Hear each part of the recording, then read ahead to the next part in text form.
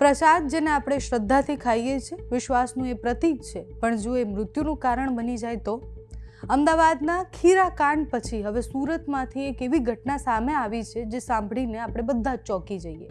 નમસ્કાર, આપની સાથે હું છું પાયલ।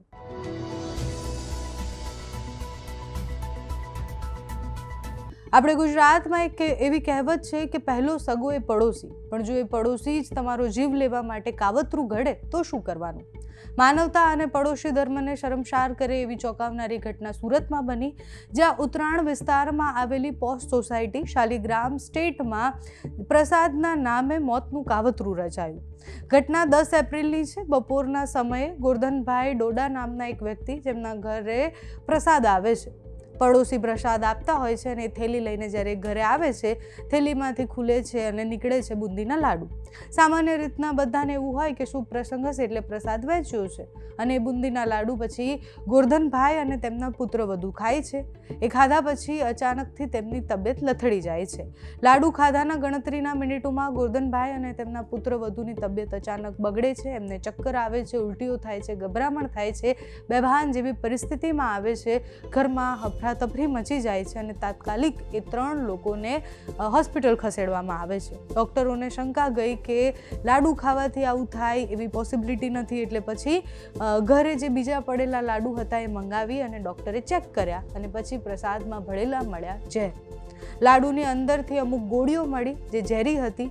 એના પછી ખબર પડી કે જે લાડુ આવ્યા હતા એમાં પહેલેથી ગોળીઓ મળેલી હતી અને આ એક મોટું કાવતરું હતું। આની પહેલાં પણ આપણે જોઈએ તો આવી અનેક ઘટનાઓ સામે આવી છે, અને અત્યારે સૌથી વધારે ચર્ચામાં એ ખીરાકાંડ છે કે જેમાં ખીરું ખાઈ અને 2 નાની નાની માસૂમ બાળકીઓનું મૃત્યુ થઈ જાય છે। માતા પિતા પર પણ શંકા છે કારણ કે માતા પિતા જીવી ગયા છે।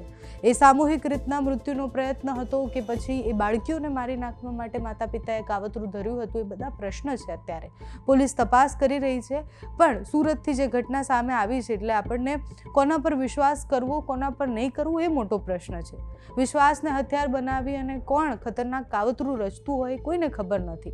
આ જૂની દુશ્મનીના કારણે આવું ષડયંત્ર રચાયું છે કે પછી આ કેસમાં કંઈક સામાજિક એંગલ છે કે બીજો કયો એંગલ છે એ પોલીસ તપાસમાં ખબર પડશે। પણ પ્રસાદ જેવી વસ્તુ પર પણ આપણે જો વિશ્વાસ ન કરી શકીએ કે આપણે સુરક્ષિત મહેસૂસ ન કરીએ ખાતા પહેલાં, તો બહુ બધા પ્રશ્ન એ આપણા આસપાસ ચાલતી બધી ઘટનાઓ અને સમાજમાં શું થઈ રહ્યું છે એના ઉપર આવતા હોય છે।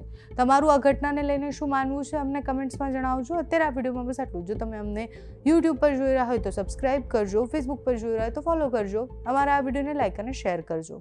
ગોરધનભાઈ વૈતરામભાઈ ડોંડા। હવે ઘટના તો કાલ 3 વાગ્યે બની હતી અને એ લાડુડી મેં ખાધી। લાડુડી ખાધા પછી મને ફેર ચડ્યા અને ત્યાંથી હું બેહોશ થઈ ગયો। એટલે પછી મને ત્યાં દવાખાને લઈ ગયા। એ તો સામેવાળાને અંજામ આપેલો છે, સામેવાળાએ એ ઘટનાને। હવે કારણમાં તો હું તમને નહીં દર્શાવી શકું, પણ હવે એને કોઈ પણ અમારી સાથે જૂની અદાવત હોય તો એ બની શકે, પણ 2 વર્ષથી તો એવું કાંઈ હતું જ નહીં। અમારે કડકમાં કડક કાર્યવાહી થવી જોઈએ અને એમાં કાંઈ ઢીલું મૂકવાનું નથી થતું। મારું નામ કિરણ નિલેશભાઈ ડોંડા છે। 3:30 અમારા પપ્પા બહારથી આવ્યા તો અમારા 2 દરવાજાની વચ્ચે જે ગેપ આવે છે અંદર ઉંબરો કે એમાં પ્રસાદી કોઈ નાખેલી 2 લાડુ, અને એને એમ કે કોઈ પ્રસાદી મૂકેલી હશે, નાખીને લીલું ગયું છે બપોરના વચ્ચે। તે અંદર લઈને આવ્યા અને એને ડાઇનિંગ ટેબલ પર મૂકી અને પછી એને એમાંથી ખાધો પ્રસાદ। અડધો નહોતો ખાધો, એને બટકું જ ખાધું હતું। અને પછી પાછા એ નીચે વહી ગયા અને એની 1-2 કલાકની અંદર ક્યારે એને અસર થઈ ખબર નથી।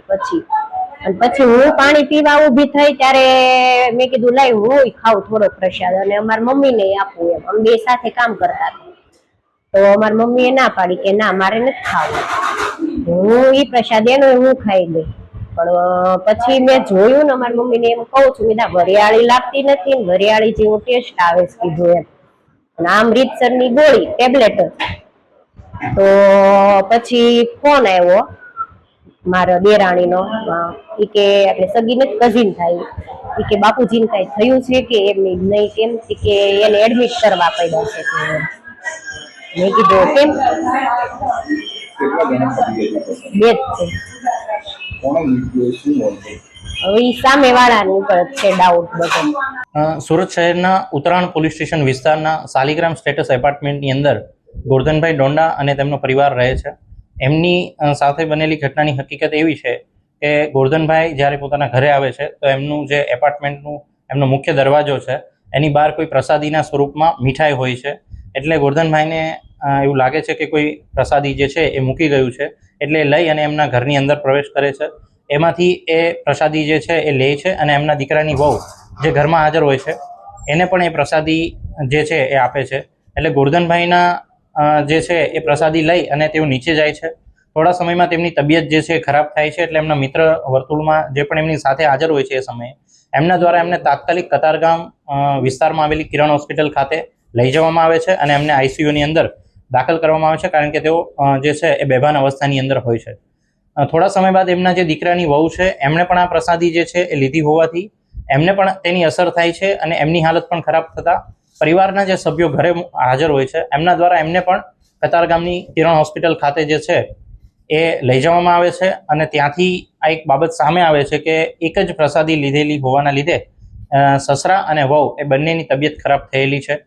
તો હાલના તબક્કે જે છે એ ઉત્તરાયણ પોલીસ સ્ટેશન દ્વારા જાણવાજોગ જે છે એ દાખલ કરવામાં આવેલી છે. અને આ જાણવાજોગના કામે જે હકીકત મળતા અમારી ટેકનિકલ એનાલિસિસ અને બીજી જે ટીમો છે એ શકમંદ લોકોની જે છે એ તપાસ કરી રહી છે. અને જે મુદ્દામાલ છે આપણી પ્રસાદી જે છે મીઠાઈનું સેમ્પલ એને કબજે કરી અને એફએસએલની અંદર એના પૃથ્થકરણ માટે એનો વિશેષ અહેવાલ આવે કે એની અંદર કયો કન્ટેન્ટ હાજર છે, શું છે હકીકત, એના માટે જે છે એ એફએસએલની અંદર આ જે સેમ્પલ પણ જે છે મોકલવામાં આવ્યા છે.